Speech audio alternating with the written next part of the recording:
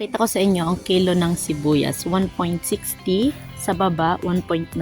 Yung pula ay 1.90. Yan, nakabalot. 2.50 na per balot. 1.90 euro per balot. Yan ho yung ginagawang soup dito na kalabasa. 1.60. And ito naman, 0.80 ang carrots. At ang sili. Maanghang ho yan. May cabbage ho, 1.30 na per kilo. Meron din hong nyog, 0.90 ang kilo. May kamote din, 2.50 euro ang kilo at may saging din.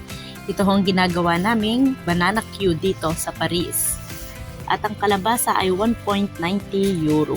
So ayan ho ang mga kiluhan dito. May mani, 2 euro ang mani. At 2.30 ito yung ginagawa din ho, ino-oven, mga potato.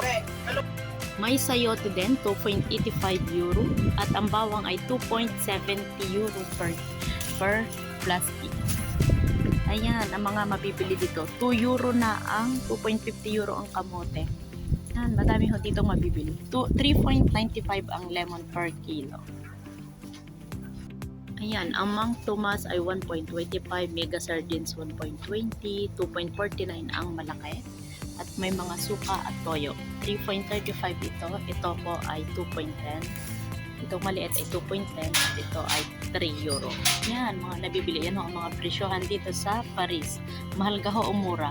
Kayo na ang humusga. Bye!